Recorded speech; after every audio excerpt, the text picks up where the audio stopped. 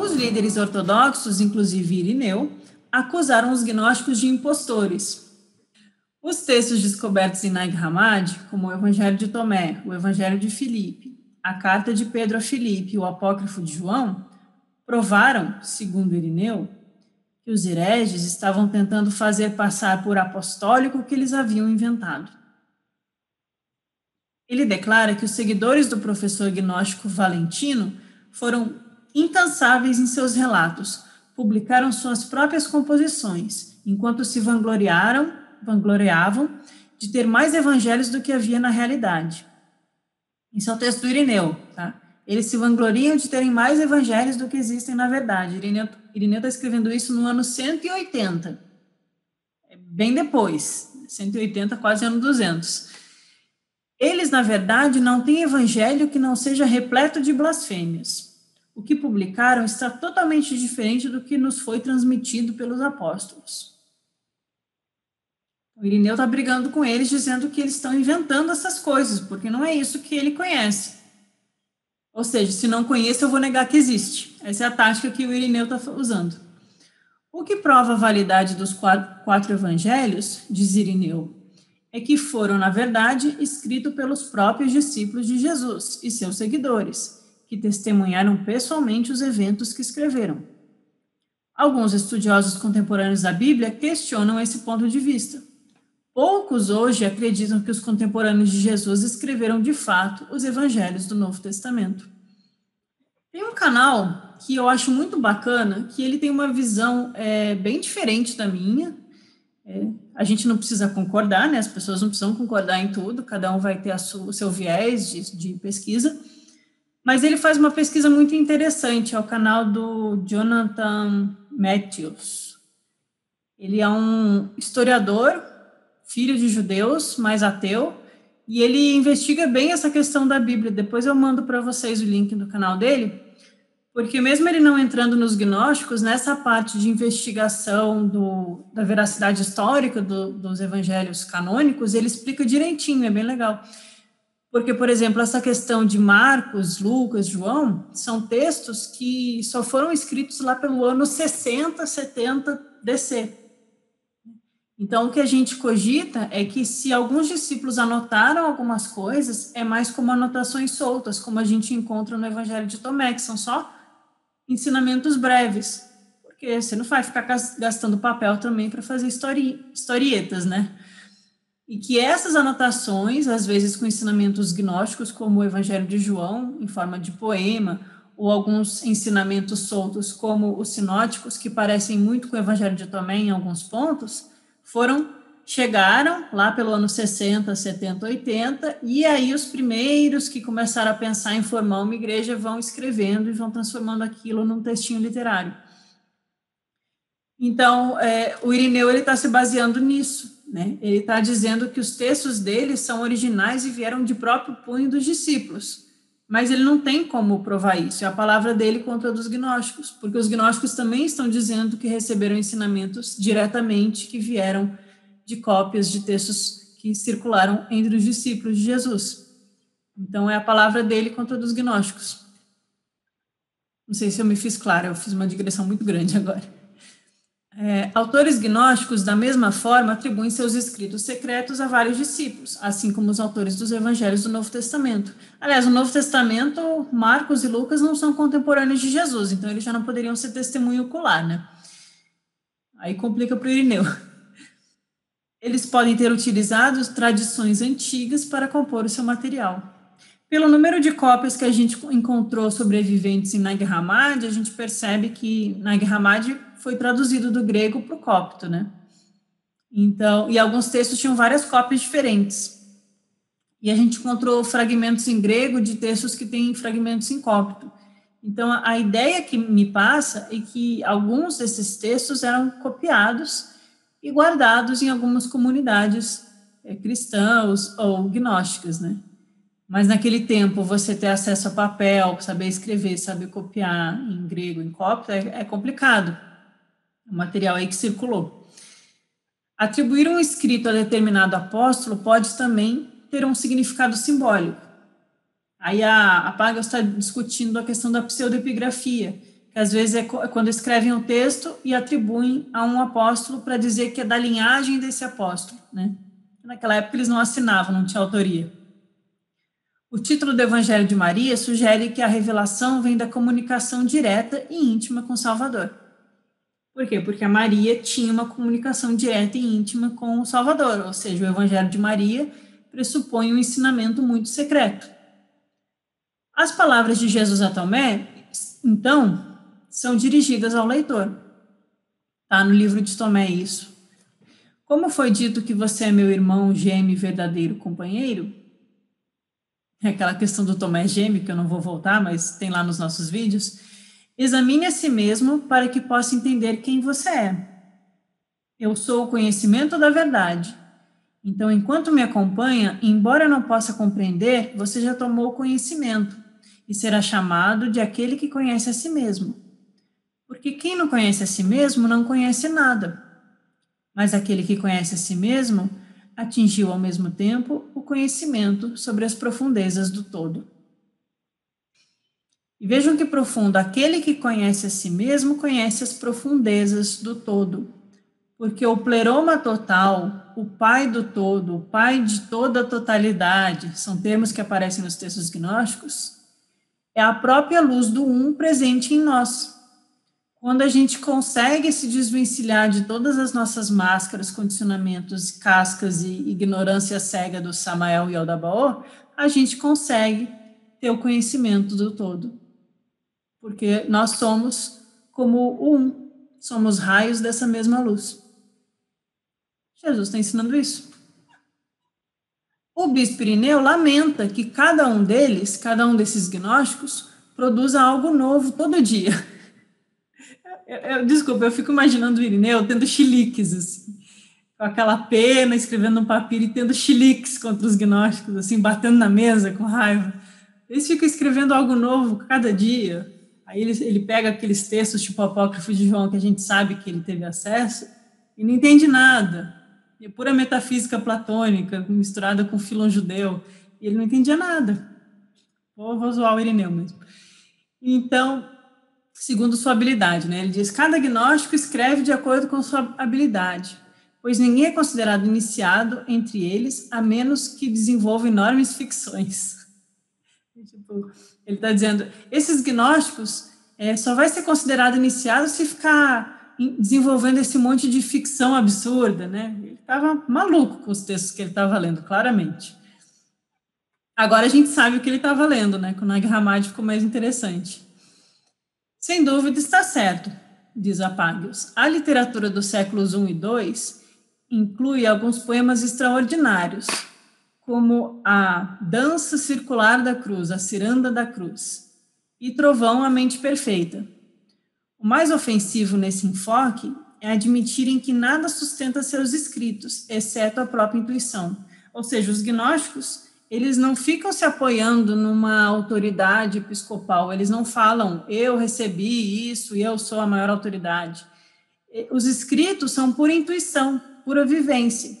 E aí isso estava deixando a patrística revoltadíssima.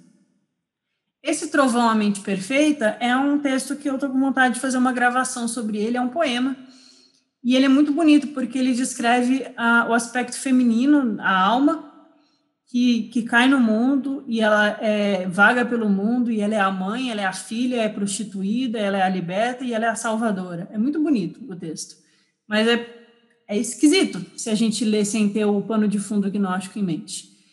E esse texto que no livro da Pagels ficou traduzido como a Ciranda da Cruz, eu tenho certeza quase absoluta que é o hino de Jesus, que a gente traduziu aqui no livro.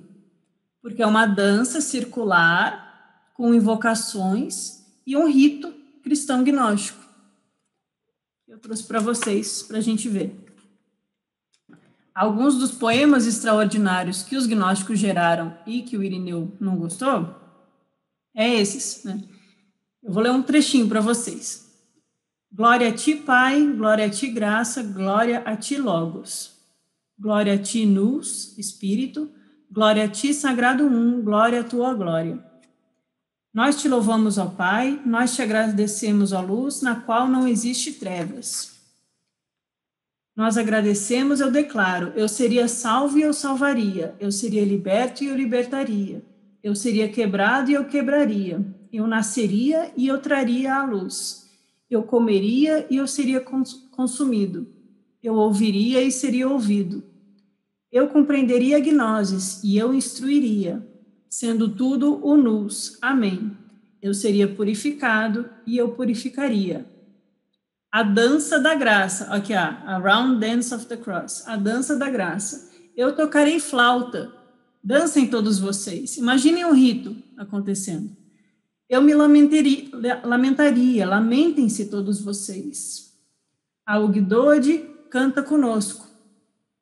Os signos do zodíaco dançam nas alturas, todo o cosmos participa da dança, e quem não dança não sabe o que está acontecendo. E aí o texto continua, tem mais umas 3 páginas pela frente. Mas isso é um exemplo de um poema gnóstico que circulava naquela época e que descreve claramente um rito espiritual, uma prática iniciática, alguma coisa que um hierofante, Jesus enquanto um hierofante dos mistérios, transmite aos seus discípulos que são maduros espiritualmente o suficiente para receber esse ensinamento. Os gnósticos, como os batistas, apaga-os comparando, né? Como os batistas, os Quakers, lá na Inglaterra, e muitos outros, estão convencidos de que quem recebe o Espírito comunica-se com o divino. O mestre Heracleon, no ano 160 DC, que é um dos alunos de Valentino, diz: primeiro, as pessoas devem acreditar em razão do testemunho de outros. Essa é a fase mais infantil, acreditar porque ouviu de alguém. Depois, acreditam na própria verdade. E aí que entra aquela palavra pistes, que dá título ao Pistis Sophia. É a sabedoria que tem fé, que acredita na própria verdade.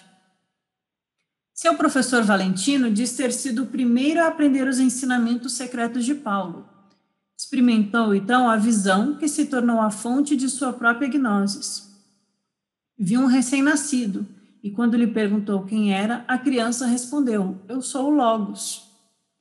Quem é o Logos na cosmogonia gnóstica? É o Cristo.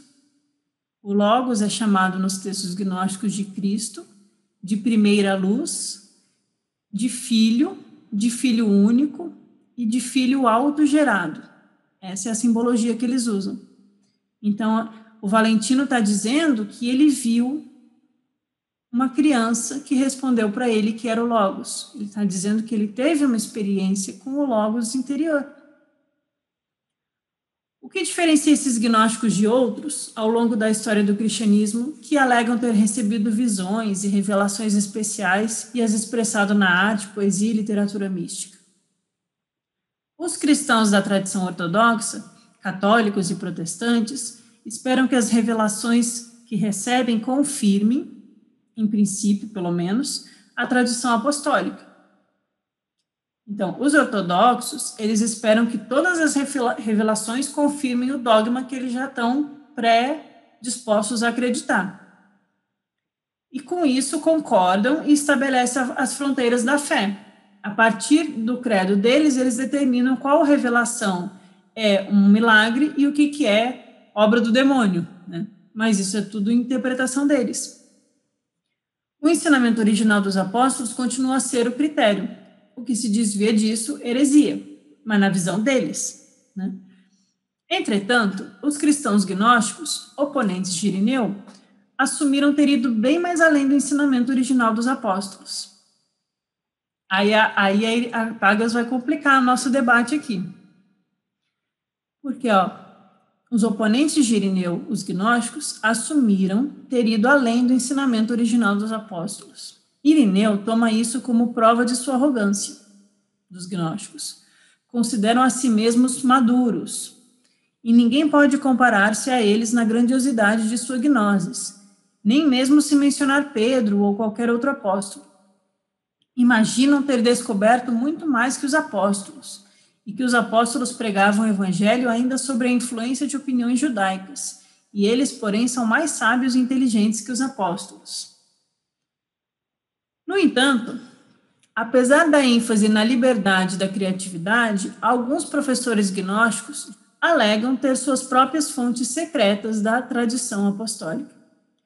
Por isso, reivindicam acesso a diferentes linhas da sucessão apostólica e aceitam em geral nas igrejas. O professor gnóstico Ptolomeu explica a Flora, tem um texto chamado Carta à Flora, uma mulher vista como possível iniciante, que ele também recebeu a tradição apostólica de uma sucessão de professores. Uma, diz ele, oferece um suplemento esotérico à coleção canônica das palavras de Jesus. O que a Elaine Pagels está dizendo? Que os gnósticos também falam que receberam transmissões secretas, também fazem parte de uma linhagem. A diferença é que eles não se apegam à existência de uma linhagem física. A linhagem, para eles, é espiritual, é uma relação de mestre e discípulo, de transmissão de um segredo, de um ensinamento especial, que não é dependente de uma constituição física, de uma transmissão material. E aí eles falam que o Irineu está dizendo que recebeu uma tradição de Pedro, mesmo não tendo como ter tido contato, porque o tempo é muito longo, eles dizem, nós também recebemos. Né? O Marcion vai se apoiar no Paulo, a gente vai ter Saturnilo, Menander, Cerinto, são gnósticos que um vai ser aluno do outro, que vai passar para o outro. Né? Bardesanes tem relação com Mani, que vai dar lá no maniqueísmo. Bardesanes vai se apoiar em Tomé. Então, cada grupo gnóstico que vai surgindo também vai falar que tem os seus próprios instrutores, os seus próprios transmissores da tradição. Só que por eles vai por uma via esotérica, por uma via espiritual, por uma via interna. E por isso eles não estão muito preocupados em provar que eles são autoridade. E eles têm, né, como por exemplo, iniciadas como a Flora, e eles trocam cartas, e eles se preocupam em auxiliar as comunidades e trocar e mandar cópias dos ensinamentos. É isso que eu vejo acontecendo. Os autores gnósticos quase sempre atribuem sua tradição a pessoas externas ao círculo dos 12. Então, os gnósticos, eles enfatizam Paulo, eles enfatizam Maria Madalena, eles enfatizam Tiago. Lembrando aqui que existe toda uma novelinha que foi criada para contar que Paulo brigou com Pedro, que Pedro era muito a favor da tradição rabínica mais ortodoxa, e Paulo era contra a circuncisão, que ele dizia que a circuncisão é do espírito, igual o Evangelho de Tomé diz, e fica essa disputa. Tem aqueles que colocam também Tiago em disputa com Pedro, disputa com Paulo. A gente tem que ter muito cuidado ao abordar essas histórias sobre os discípulos, da mesma forma que a gente tem que ter cuidado ao abordar a história sobre Jesus, né? A gente não sabe o que ali é inventado ou o que ali tem algum respingo de alguma verdade. Eu acredito que boa parte dessas histórias dos discípulos são inventadas, são novelinhas, porque não bate muito com o que a gente vê nos gnósticos. Então, eu estou assumindo que os gnósticos são menos mexidos, tá? Isso é claro, eu não preciso explicar isso para vocês. Mas a gente vê que se tem contradição, pelo menos alguma coisa está errada. Aí a gente vai ter que investigar e fazer uma escolha. Mas o fato é que os gnósticos, eles se apoiam mais na Madalena, no Paulo, no Tiago, no João. E outros insistem em Pedro, né? Fica muito no Pedro, no André. E fica muito preso nessa questão dos 12, os 12 discípulos. Só que o 12 aqui é o número simbólico, né? Os 12 ons, que são coroados pelo Cristo. Né? A questão dos 12 aparece até nos essênios, antes de existir Jesus. Eu nem vou falar de 12 signos e outras coisas também que a gente sabe que existe. Então, por exemplo, em Pisci Sofia são 18 discípulos, não são 12. E desses 18, Pedro não é do círculo interno. Pedro é do círculo mediano. Então, os gnósticos estão dizendo, Pedro ficou de fora na hora de receber os ensinamentos mais secretos. Portanto, uma igreja que se baseia no Pedro não vai entender o que a gente está dizendo. Alguns insistem que o grupo dos 12, inclusive Pedro, diz Apágios, não recebeu a gnoses por testemunhar primeiro a ressurreição de Cristo. Outro grupo de gnósticos, conhecido como setianos, porque se diziam filhos de Sete, né, o terceiro filho de Adão e Eva, que os discípulos, iludidos por um grande erro, imaginaram que Cristo ressurgiu em uma forma carnal dos mortos. Mas o Cristo ressuscitado apareceu a poucos discípulos que sabia ser capaz de compreender tão grandes mistérios, e ensinou-lhes a compreender a ressurreição em termos espirituais e não na corporeidade. Essa questão de perfeitos, filhos de Sete ou raça dos inabaláveis está se referindo mais ou menos à mesma coisa. Diz respeito àqueles que foram iniciados nos mistérios. A gente tem um grupo de 4 na cosmogonia gnóstica, que é aqueles que começaram a buscar um ensinamento espiritual e já se arrependeram de seus erros e estão tentando seguir no caminho da retidão, mas ainda tropeçam e erram e voltam, né? Somos nós aqui que estamos buscando. Aí são aqueles que atingiram algum grau de perfeição, estão no caminho dos perfeitos, e aí temos os filhos de Sete, e por último, Sete. Então, os setianos é uma linguagem simbólica para falar que aqueles que estão junto com os Sete são os que estão próximos ao Cristo metafísico, ao Cristo divino presente em nós, são os setianos. E os filhos de Sete são os que se tornaram perfeitos e são parte dessa egrégora espiritual de filhos da luz, que tem algum grau de iniciação nesses mistérios gnósticos. E que, por isso, esses são capazes de receber o ensinamento do Cristo, porque eles estão mais próximos. E aí, quando eles dizem esse tipo de coisas, Irineu e outros ficam muito irritados, porque eles ouvem eles dizendo que eles estão recebendo algo que os outros não receberam, né? Viram uma invejinha ali, um ciúminho. O que os gnósticos celebram como prova de maturidade espiritual, os ortodoxos denunciam como desvio da tradição apostólica. Tertuliano indicava que estavam sendo infiéis à tradição apostólica. A diversidade de ensinamentos era a verdadeira marca da heresia. Como é isso? Suponhamos que o aparecimento entre nós de uma discussão sobre uma questão importante. Diz o Irineu, não deveríamos recorrer às igrejas mais antigas, com as quais os apóstolos mantinham comunhão constante, e aprender com elas o que é claro e certo em relação a essa questão? O Irineu, ele prescreve o fim de qualquer discussão ao indicar a tradição proveniente dos apóstolos, da maior, mais antiga e universalmente conhecida igreja, fundada e organizada em Roma por 2 dos mais gloriosos apóstolos, Pedro e Paulo, e ao indicar a fé transmitida ao nosso tempo por meio da sucessão de bispos, porque é necessário que toda igreja esteja de acordo com essa igreja por sua autoridade preeminente. O Irineu está dizendo, está surgindo discussões, fica claro no texto dele, né, porque a pergunta é, suponhamos que aparece entre nós uma discussão sobre uma questão importante, o que a gente vai fazer? A resposta dele, vocês têm que ver o que a nossa igreja, que é a autoridade preeminente, mais importante, mais antiga, fundada por Pedro em Roma, o que a gente diz. E aí você tem que só confiar e aceitar. É isso que ele está tentando impor, a autoridade dele. E é muito curiosa essa questão da autoridade, porque ele vai dizer que Pedro é o primeiro papa, e aí eu acho que o segundo é Lino. Mas Lino, vou dar um spoiler para vocês, que é bem curioso.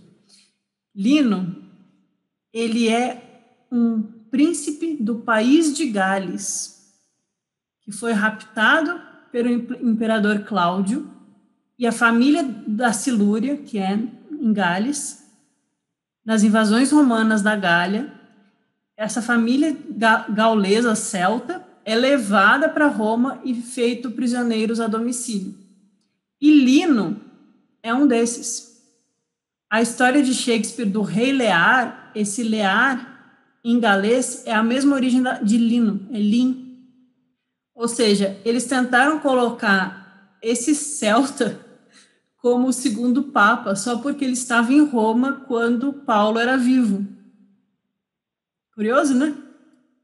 Então, alguns cristãos vão discordar dessa afirmação do Irineu de que a gente tem que confiar nessa primeira igreja, que é a única que vale. O Apocalipse de Pedro, talvez o último texto encontrado em Nag Hammadi, relata como Pedro ouviu desanimado que muitos fiéis caíram no nome do erro e são governados por hereges. Só que olha que engraçado, aqui é a versão ao contrário. No Apocalipse de Pedro, de Nag Hammadi, ou seja, é um apócrifo, o Cristo ressuscitado explica para Pedro que aqueles que se autodenominam bispos e diáconos, como se tivessem recebido sua autoridade de Deus, são na realidade canais secos. Embora não compreendam o mistério, vangloriam-se de que apenas eles possuem o mistério da verdade. Ou seja, quem escreveu o Apocalipse de Pedro estava a par dessas discussões, então é um texto lá por volta do ano 200. E ele coloca nas palavras do Cristo, dizendo, esses aí que se denominam bispos e diáconos são canais secos, que se vangloriam de ter os mistérios, mas não o têm. O autor do texto acusa-os de má interpretação do ensinamento dos apóstolos, e por isso, de terem estabelecido uma imitação de igreja, no lugar de uma verdadeira irmandade cristã. Porque a verdadeira igreja é onde estão 2 ou mais reunidos em nome do Cristo. Não é uma construção de pedra, não é uma hierarquia, não é um estabelecimento, uma instituição. A verdadeira igreja, ela não depende de uma construção, ela pode acontecer numa caverna, numa reunião, num ritual, numa meditação, na casa de alguém, numa salinha reservada com um bom magnetismo. A verdadeira igreja pode ser muitas coisas, mas pode não estar na igreja externa, né? Portanto, a controvérsia sobre a ressurreição provou-se crítica na transformação do movimento cristão em instituição religiosa. O que a Pagels está mostrando é que toda essa controvérsia vai ser fundamental para a gente entender o cristianismo como ele chegou até nós hoje. Todos os cristãos concordam, em princípio, que apenas o próprio Cristo, ou Deus, é a fonte definitiva da autoridade espiritual. Mas a questão imediata, é claro, era prática. Quem no presente administra essa autoridade? Ok, todo mundo concorda que Cristo é a única autoridade, mas na prática, quem que vai mandar? E essa é a questão política que fica. Como que o Valentino, o gnóstico, responde a isso? Ele diz, quem quer que tenha contato pessoal direto com aquele que vive. Esse é uma autoridade. Quem quer que tenha a experiência do Cristo interior se torna um gnóstico cristão. Argumentaram que apenas a própria experiência oferece o critério definitivo da verdade, tendo precedência sobre todos os testemunhos indiretos e toda a tradição. Nessa teoria, a estrutura da autoridade jamais pode estar fixada em uma estrutura institucional, porque ela diz respeito à experiência da verdade interior e como cada alma acessa essa verdade. Os que rejeitam essa teoria argumentam que todas as futuras gerações de cristãos devem crer no testemunho dos apóstolos, mais do que em sua própria vivência. O que nunca pode ser provado ou verificado no presente, diz Tertuliano, deve ser acreditado porque é absurdo. Lembram que ele quer que a gente acredite porque é absurdo, porque ele percebe que é absurdo. Então, ele vai tão longe nisso que ele fala, então é nisso que a gente tem que acreditar, e isso vai ser o arauto de fé, e isso vai ser a prova de se você é herege ou não, se você acredita nesse dogma.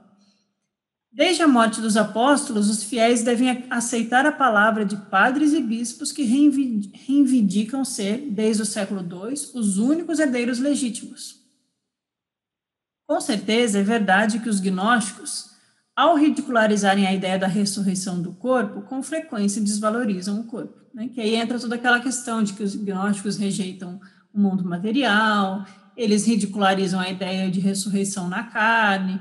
Então, para eles, o que vale é a experiência espiritual. Então, às vezes, isso gera também um afastamento do mundo. E aí a gente tem que ter um pouco de harmonia para saber até onde a gente vai ou não nisso, né? Como os gnósticos permaneceram próximos à tradição filosófica grega, olha que interessante essa frase da Pagels. Os gnósticos permaneceram próximos à tradição filosófica grega e, por esse motivo, próximos à tradição indiana e budista. A Pagels também vê essas relações, que considera o corpo como a morada do espírito. como se a pessoa fosse alguma espécie de ser sem corpo, que o utiliza como instrumento, mas não se identifica com ele. Os gnósticos vão reforçar em vários textos que o corpo material foi criado como uma prisão, um cárcere, e que a alma e a mente, a consciência é embotada, jogada, toma a taça do esquecimento, é confundida com os sentidos e é jogada cada vez mais profundo no cárcere do corpo. Essa vai ser a metáfora que eles vão usar, que é muito parecida com a caverna de Platão, que a gente está preso numa caverna com correntes, olhando para as sombras, achando que elas são a realidade. E aqueles que vêm lá fora do sol e vêm nos contar a boa nova, a gente ridiculariza e chama eles de doidos. Não é assim o mito de Platão? Em relação à ordem social, como vimos, o ensinamento ortodoxo sobre a ressurreição teve um efeito diferente. Legitimou a hierarquia de pessoas cuja autoridade permite a todos os outros se aproximarem de Deus. O ensinamento gnóstico, como Irineu e Tertuliano admitiram, era bastante subversivo nesse sentido. Reivindicava oferecer a todo iniciado um acesso direto a Deus, que padres e bispos ignoravam. Em resumo, grande parte do problema é que os gnósticos, eles não vão parar nos apóstolos, eles vão continuar produzindo textos e revelações e vão continuar contando experiências de aprendizados que eles tiveram, de visões que eles tiveram do Cristo, etc. Como Paulo faz, né, quando tem aquela tal da experiência de Damasco, que ele fala que não sou eu mais que vivo, mas Cristo que vive em mim, ele está dando uma declaração gnóstica. E assim por diante, assim com Marcião, assim com Valentino, assim com Basílides. E aí todos esses textos que vão surgindo, e depois agora a gente pode ler, às vezes eles são mesmo novidade. O Irineu não está errado, totalmente errado. Às vezes o texto é novidade. Só que vejam que uma das brigas do Irineu, uma das acusações que ele faz, é que alguns textos gnósticos estão dizendo que eles superaram os apóstolos. Ou eles criticam a presença muito judaizante em alguns textos apostólicos e eles tentam ir um pouco além disso. E aí alguns textos vão no apócrifo de João, esse que é fácil para mim, né, mas é que é um bom exemplo. O autor do apócrifo de João, ele conhece muito bem o ensinamento judaico. Ele conhece muito bem o Gênesis, a Torá, ele tem domínio. A gente vê que ele tem domínio. Aqui no livro a gente debate que o possível autor do apócrifo de João tenha sido, de fato, um manuscrito que vem de João, como um essênio gnóstico, né? Os setianos, eles são gnósticos judaizantes, que depois, quando chegam em Valentino, se tornam cristãos. Essas coisas são complicadas e vão mudando. Mas o fato é que eles dominam muito bem a tradição judaica. Só que aí eles contrapõem, eles falam, vocês estão entendendo errado. Esse Javé aí é um Deus cego, ele não é o Deus uno, ele não é o Deus desconhecido. Cristo é possível para todos despertarem, não é uma questão de eu aceitar ou não. Então, quando o Irineu fica muito incomodado com isso, é porque ele está contrapondo aquela visão que se baseia num período histórico fixo e que ninguém mais vai ter acesso. E os gnósticos, por serem reencarnacionistas, para mim não é estranho eles dizerem no século II, no século III, olha, aquilo que os discípulos ensinaram, a gente está melhorando. É um pouco ousado o que eu vou dizer, mas talvez os próprios discípulos estejam voltando com outros nomes e melhorando o próprio ensinamento que eles se comprometeram a preservar. Porque em Pistis Sophia, em outros textos, fica claro que Jesus ensina que aquele que ainda não atingiu o primeiro mistério e recebeu a crucificação espiritual e se tornou um Cristo, ele vai continuar voltando na carne, não para evoluir, não é uma visão positivista espírita aqui. Eles não estão evoluindo, eles estão voltando como um jogo que você vai lutar contra o chefão e você morre, dá game over e tente de novo. A gente vai voltando porque ainda há coisas para serem refinadas e libertadas dessas correntes da caverna.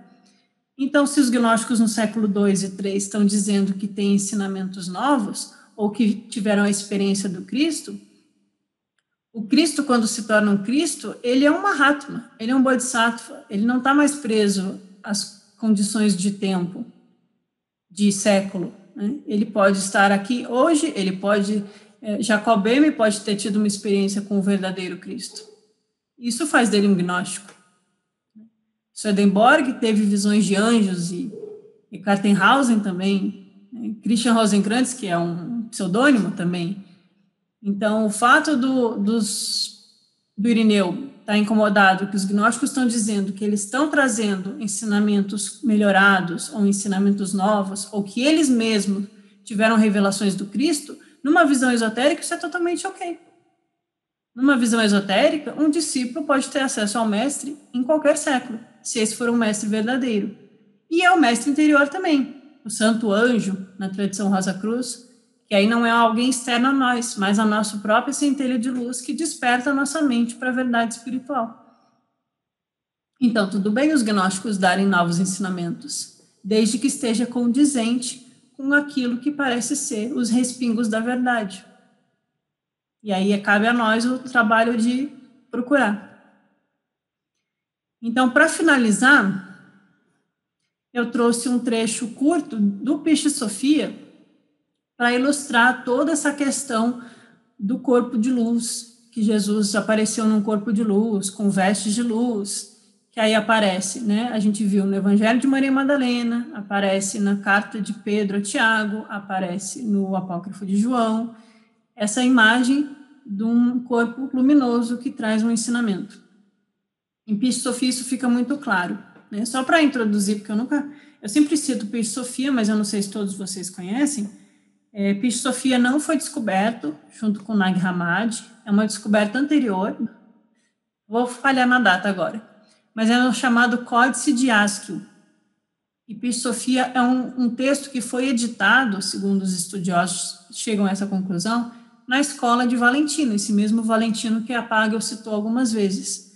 Então, lá por volta do ano 160, um grupo, junto a Valentino que diz ser da linhagem de Paulo, na visão gnóstica, cria uma editora, publica uns textos, faz umas cópias, faz umas traduções, e existe esse texto, Piche Sofia, que é extremamente complexo, são 5 livros que narram ensinamentos sobre o pós-morte, sobre a reencarnação e sobre os mistérios, né? E aí eu trouxe um trecho do livro 1, só para ilustrar. Tá assim, eu peguei a tradução do Raul Branco, da editora Teosófica, é a que eu gosto mais. Na Rosa Cruz Áurea também tem uma boa tradução, são as 2 únicas que eu recomendo. As outras eu aconselho vocês a tomarem muito cuidado, porque elas são bem esquisitas. Mas diz assim, no 15º dia da lua, no mês de Tebete. Eu procurei isso, se alguém souber, por favor, me diga, porque eu não achei. Eu entendi que Tebete é um mês do ano judaico, né? Alguém comenta que talvez seja maio, e aí me lembra a lua cheia de maio, que é a lua cheia do Vesak, que é mais importante para os budistas. No 15º dia da lua, no mês de Tebete, que era o dia em que a lua estava cheia, quando o sol havia surgido em seu curso, apareceu por trás do sol um grande poder de luz brilhando intensamente. E não havia medida para a luz associada a ele, pois esse poder saiu da luz das luzes e veio do último mistério, que é o 24º mistério de dentro para fora, daqueles que estão nas ordens do segundo espaço do primeiro mistério. E aquele poder luminoso desceu sobre Jesus, envolvendo-o inteiramente. Ele brilhou intensamente e não havia medida para sua luz. Os discípulos não viram Jesus por causa da grande luz em que se encontrava, ou que o envolvia, porque seus olhos turvaram-se devido à grande luz em que ele se encontrava. E quando os discípulos viram aquela luz, sentiram muito medo e ficaram muito alvoroçados.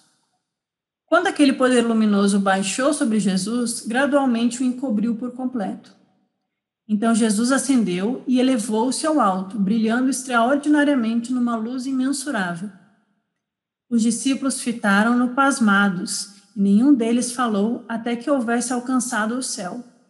Todos permaneceram em profundo silêncio. Quando Jesus alcançou o céu, depois de 3 horas, todos os poderes do céu ficaram alvoroçados e tremeram juntos. Eles e todos os seus eons, suas regiões e ordens. Toda a terra também tremeu, e todos os que ali habitavam. Todos os homens que estavam no mundo ficaram perturbados, e também os discípulos. Todos pensavam, o mundo vai acabar. Essa ideia da terra tremendo quando um Cristo aparece quando o Yaldabaoth, lá no mito gnóstico da criação da humanidade, cria Adão. E aí a Sofia fica com dó de Adão ser um verme sem vida que se arrasta sobre a terra e pede para Cristo auxiliar enviando um poder de luz. Quando Cristo aparece na criação e envia o poder de luz para Adão, todo o abismo treme, toda a terra se alvoroça. É a visão da ressurreição, de chegar a um Cristo, né? Segue o Peixe Sofia. Todos os poderes nos céus continuavam abalados, eles e todo o mundo, e todos estremeciam, vibrando uns contra os outros, da 3ª hora do 15º dia da luz de Tebete até a 9ª hora do dia seguinte. Foi um longo tempo. Todos os anjos e seus arcanjos e todos os poderes do alto cantaram louvores ao interior dos interiores, de forma que todo mundo ouvia suas vozes, que não cessavam até a 9ª hora do dia seguinte. É a descrição da ascensão. Os discípulos, porém, sentaram-se juntos, temerosos, em grande agitação e com medo. Enquanto diziam isso e choravam juntos, na 9ª hora do dia seguinte, os céus se abriram e eles viram Jesus descer, brilhando mais forte ainda. Não havia medida para a luz em que se encontrava, pois brilhava mais radiantemente do que quando havia ascendido aos céus, de tal forma que os homens do mundo não podiam descrever a luz que havia nele. A luz era de natureza tríplice. A natureza tríplice que o João vê no início do apócrifo de João. Cada qual mais primorosa do que a outra. Então Jesus, o compassivo e eterno, vendo seus discípulos estavam em grande alvoroço, falou-lhes, dizendo, tende coragem, sou eu, não tendes medo. Os discípulos, ouvindo isso, disseram, Senhor, se és tu, recolhe a tua glória de luz para que possamos aguentar, senão nossos olhos permanecerão obscurecidos e ficaremos agitados com todo o mundo, por causa da tua grande luz. Estava brilhando tanto que eles não estavam dando conta, a imagem é interessante. Então Jesus, o compassivo, disse-lhes, regozijai-vos e alegrai-vos a partir deste momento, pois fui para os lugares de onde havia vindo. Ele alcançou o pleroma total. A partir deste dia vou falar-vos abertamente, desde o princípio da verdade até o término, ou plenitude. Eu vou falar face a face, sem usar parábolas. A partir desse momento não vos esconderei nada do mistério do alto e do lugar da verdade. Pois a autoridade me foi dada por intermédio do inefável e do primeiro mistério de todos os mistérios, para falar-vos desde o princípio até a plenitude, ou pleroma, tanto de dentro para fora, como do exterior para o interior. Ouvi, portanto, para que vos possa dizer todas as coisas. Quando o sol despontou no oriente, a partir de então, através do primeiro mistério que existiu desde o princípio, por cuja causa o todo existia, do qual eu também vim agora, não antes da minha crucificação, mas agora, por meio do comando daquele mistério, foi-me enviada minha veste de luz, que ele me havia dado desde o princípio e que eu havia deixado no último mistério, que é o 24º mistério, de dentro para fora, que está nas ordens do segundo espaço do primeiro mistério. E é isso por hoje. A gente terminou o primeiro capítulo da Elaine Pagel sobre a ressurreição. Espero que tenha sido proveitoso para vocês. Semana que vem, a ideia era a gente voltar para o Evangelho de Tomé um dia e depois voltar para Págios, para o capítulo 2. Então, vamos dar essa pausinha na Págios, fazer um dia do Evangelho de Tomé para não ficar largadinho. A gente dá uma respirada nesse conteúdo denso da Págios e a gente volta com o capítulo 2.